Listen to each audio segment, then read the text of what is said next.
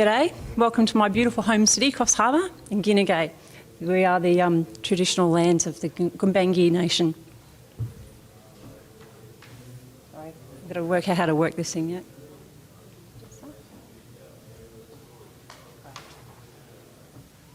I'll just skip right through that. Just a quick background on who we are, Coffs Coast Waste Services. We started off in 2002 with the expression of interest we had our three regional councils, Coffs Harbour, Bellingen and Nambucca, and we joined with Handy Bin Waste Services for our regional collection contract branded Coffs Coast Waste Services for the collection of all curbside waste, the 3-bin system, and the processing for the recyclables. We have a 20-year contract with an AWT, Biomass Solutions, that ends in 2027. And we're nearing the end of our collection contract now, so for curbside recycling and collection. So that's just a bit of who we are. I think we've got the wrong presentation, so I'll try and do the best I can with it. In our 2002 regional waste strategy, we had an aspirational goal to be zero waste by 2030. Is it utopian? It probably is a little, I think. But is it doable? Possibly. We, like most councils, we're continually looking at ways to increase our resource recovery and divert waste from landfill. We've got a current diversion rate of over 80% resource recovery, which is pretty big. So our three councils are the top in the state. Clothing, it's high-hanging fruit, really, but it does represent an increasing amount of unrecoverable materials in the waste stream. Presents quite a lot of problems for us at the processing end, because what happens in the autoclaving system of the AWT is it all combines, it gets wet, gets heavy, entanglements occur, and so it becomes a bit of an issue for the processing. They've got to pull it out and it becomes quite messy. Times have changed. I think fashion in the last 60 years or so, going back to probably my parents' and grandparents' day, things were handmade, they were made locally, they were made of quality materials. We had hand-me-downs. I think my brother wasn't real keen on the skirts, but anyway, that's okay. But we did, my mum, even as we were growing up, was mending our clothes, and so we kept our clothing right to the end of life cycle, but it was a better quality material as well. It was mainly natural fibres, whereas now we've got a lot of synthetics. And really, who wouldn't want a dress made out of a feed bag? Come on. So fast forward to today. What we've got is low-cost mass production of clothing. It's like our fast food, really. It's fast, it's cheap, it's easy, and it's really low quality. So a lot of synthetics in our materials now, don't break down at landfill, and cause all sorts of problems. I don't know about you, but can I just see a show of hands if anyone's ever put a material like fabric in the red bin, like ever disposed of? I have, It's all okay, like you're not being videoed or anything, so you'll be fine. And how many items of clothing, ladies, in the cupboard do you have that you bought and you sort of thought, oh, I'll wear it, and a year goes by and 2 years go by, and I think most people in this room would donate those items to charity, but I know for a fact that they do go into the waste stream, they do end up there. And then there's those few fashion mistakes, namely the 80s and 90s. Really. So international research sort of shows us that in Britain and the US suggests that textiles in landfill has risen by about 30% over 20 years. So it's quite a dramatic increase. And while it's not a massive amount in the waste stream, we did some audits and found that around 8% of our waste stream, we did audits in 2013. I did the audits, so I know what was in it, was around about 8% of that was textiles, and of that, a fair amount of that was clothing.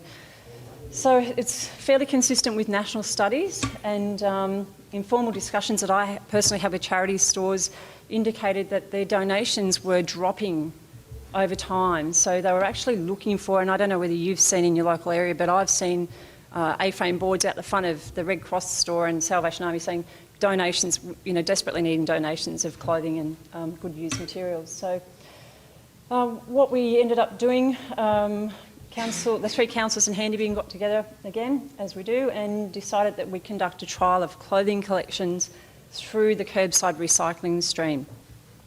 The curbside recycling was chosen for obvious reasons. It's cleaner. You're not going to have problems with, certainly wasn't going to go into organics, and you weren't going to have so many problems with soiling and spoilage of clothing. So there are a few things that we really wanted to know, like could it be recovered? Was it possible even to do this? It was fairly ambitious. How much clothing could we expect to get out of our recycling bins? What quality would it be? Was it just going to be rubbish, and was it going to be just junk? And would the charities take it? Were they interested? And would it be possible, if it was successful, to roll this out on a larger scale? We service 43,000 households in the coast region. Would it be possible to roll this collection out? So they were the questions that we had, and we set about finding out. So what we did was looked at how we were going to collect that clothing, how to get it into the recycling bin. So we sourced bags. That was a mission in itself, to find the right sort of bags, look at design, find a provider that was happy to give us 2,000 bags on a small print run. So we ended up, and we looked at the seals. We ended up starting with a Ziploc sort of seal, and we thought that's going to be difficult, you know, how people will break, how people are going to use it. We had to make it as simple as possible. So we ended up with this bag. Size was a big factor because we needed to make sure that when it was chock-a-block full, it would, one, still seal, and two, would fit in the top of a bin, of a recycling bin. That's what we ended up with. Had its issues, but we'll get onto that in a little bit further detail shortly. Thank you. Then we looked at how we were going to communicate with our residents in the trial areas. So we developed a flyer, and I'll show you the front and back of that in a moment. So we delivered that package with the flyers, and we also sent out a reminder letter because we conducted the collections on each fortnight, so we have got a fortnightly recycle. So we did first collection that fortnight, second collection that fortnight, no other options for putting the clothing into the bins. In between that fortnight, we then hand-delivered a reminder letter to say, hey, thanks to your participation in the clothing collection trial, please remember that you've still got another collection next week. Oh. Don't know what I've done there. Okay, so that was the outside. It was just a threefold A4 flyer, pretty basic stuff. That's the outside of it there that you can see. So there's a fair bit of information written there. The other thing we really wanted to do was make sure that people could understand it without having to think too hard. So we did a graphic representation on the inside. This is how it is, very simple. Fill your bag, put it in or beside your bin if your bin's full, and we'll pick it up on the designated collection days. This seemed to work pretty well, actually, this type of flyer. Sorry about this. Okay. So that was the timeline that we had. So week 1 and 2, we distributed the bag and the flyer. That was hand-delivered. We did 3 collection trial areas. So I don't know whether I said that before, 1 in each council area. And so we did used the same methodology throughout the 3. So we delivered the bag and the flyer. We sent them the reminder letter midway, as I said. We did the 2 collections, and then we started the sorting and the categorising of the clothing and the materials that we found at the end of the first collection week, and then we distributed the clothing to the charity stores. So what happened in the first collection we found was, because we said on the flyer, put the bags in or beside your bin if your bin's full, was that we had a lot of the bags were set outside the bin even though their bin wasn't full. So there's a bit of confusion about that, which was a bit time consuming because the driver then had to get out of the vehicle, pick up the bin, put it in the side loader. It was just a normal side load collection too, we just wanted to see if we could integrate this into our current system. And so that wasn't too much of a problem though, but in that case, but if we had rain overnight, so we looked at that, that could damage the bags and they could get wet and whatnot. We found that 47.2 out of the whole collection trial placed their bags outside the bins. So this presented some difficulties in itself, obviously. They were collected, like I said, by normal side load collection, just dropped on the MRF floor as holus bolus, and they went through the normal conveyor belt system. So they actually went straight up to our first hand sort, because it was really important that if we're going to run this out, we have to integrate it as part of the normal processing system. It worked very, very well in that regard too. It was not, I spoke to the MRF manager and he was really happy with the way it worked.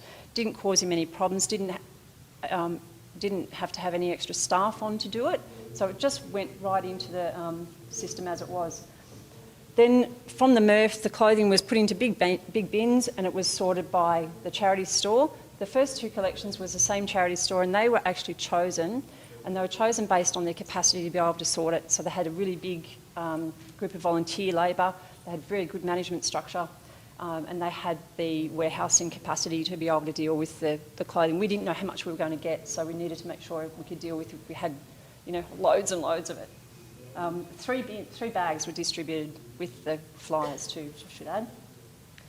The result was fairly successful, we thought. After the 3 trials, we collected over 1,500 kilos of clothing.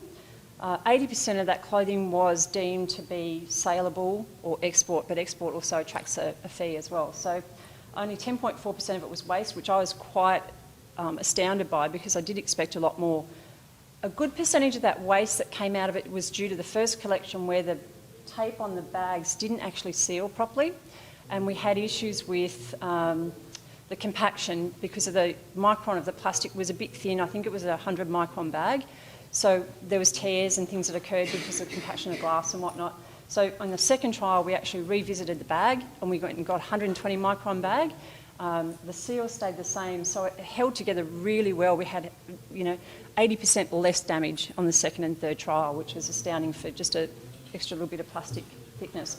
LDPE bags, by the way, so they are recyclable. So based on those figures, we've realised that there's a potential to collect 500 tonnes of clothing every year, which is pretty astronomical. We had there was questions raised about where this clothing was going, a little bit of controversy in that, but because for the trial we made it very clear that these charities have been chosen to, based on what I just said about the capacity to sort them, and that if this was to roll out as a regional collection, an expression of interest would go out to all charities to be part of it, based on being able to sort the waste. We talked to the residents. I actually did a bit of a street pounding myself and was chased by a very hungry, angry-looking Alsatian at the time. So I did say to him, "I'm not taking one for the team for you, buddy." So I went and actually spoke to residents in the second collection area, which is in Coffs Harbour, and the feedback I got was really positive. They said, "This is such a great, convenient thing for me because I just don't get to the charity store, I forget, it just sits in my garage for ages. This is such a great thing." So that's just, a little bit of feedback from them. They're a key stakeholder in the program. The feedback from the charity store was also very positive. Jenny Bienenfeld was the manager of Lifehouse Care, who was our main charity partner at the time. And she said for their business it was a fabulous way to be able to go and collect bulk amounts of clothing in one go rather than have donated. We're all aware of the problems with backdoor dumping with charity stores and with the dumping in the bins. This could really be a key problem solver for that, I think, this clothing collection. It was alluded to as well in the CDS presentation that having the CDS scheme might give us around 40% more space in our recycling bins, which to me, I'm just going to bring that on because then it gives me 40% more, then I don't have to worry about upsizing bins to get people to put their clothing in there. So of that 1,500 kilos of clothing that we collected, over 1,300 was donated to charities. That was categorised, the clothing we categorised into a range of different items for the charity store. And so I've skipped ahead here, so I'll just flip back. And that was done at the charity store, and I also did one categorising and collection within our MRF. We broke them down into premium clothing, which is designer label stuff, or the high quality clothing, and that can get anything from $5 to $25 in a charity store. Then we also had just your saleable items, which is like your shorts, t-shirts, that sort of thing, anywhere between $2 and $4 for men's and women's. Kids usually 50 cents to $2 in that price range.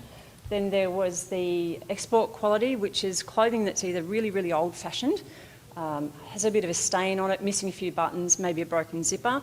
That's actually then exported to, well, for Lifehouse Care, that was exported out to refugee camps in Africa, and it's 20 cents a kilo that is the price on that. So they're still getting something for it. And then ragging, because most charity stores have a ragging business, which is terry toweling, flannelette, cotton and t-shirt material, and they actually rag it up and sell it for industrial rags. And Handybin at the time purchased all their industrial rags for their diesel workshop from one of the charity stores.